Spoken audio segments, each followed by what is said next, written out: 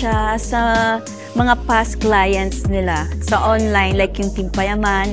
And sakto, may isa akong schoolmate na kinasal din at Awesome Events din yung nakuha nila. So, chinika ko sila, sabi ko, kamusta ba ang Awesome Events? Sabi nila, naging smooth naman yung event nila, kaya sabi ko, Awesome Events na tayo. Actually, walang naging option sa akin, sa totoo lang. Awesome Event. First talaga yun eh. First na inikura natin, tapos yun na talaga.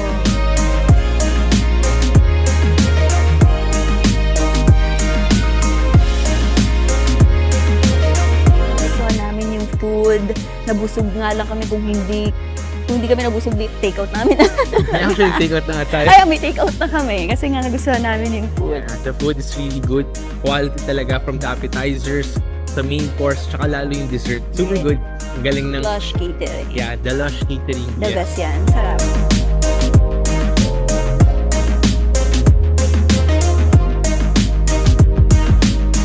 Excited about?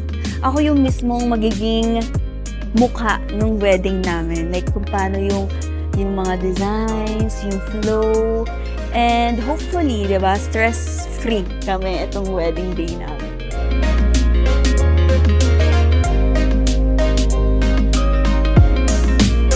Napaka-compelling din kasi ng offer nila na all-in package, especially sa amin na talagang very busy sa life. Yes. Ayaw na namin isipin na i-DIY siya. Salamat sa Awesome Events kasi hindi ko na-expect, mo food tasting pa lang, bongga na, di ba? What more sa magiging wedding namin. And thank you kay Miss Cha, kay Miss Pia, na talagang hands-on pagdating sa amin. And can't wait talaga na mag-wedding na kami at makita yung mga pinagtatrabuho natin this past few months. Sa pangalan pa lang, totoo yan.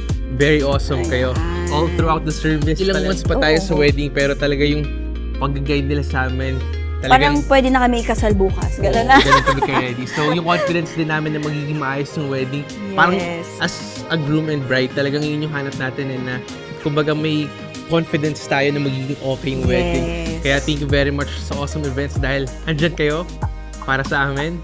And kita-kits sa ating wedding! I do. I do na agad. You know.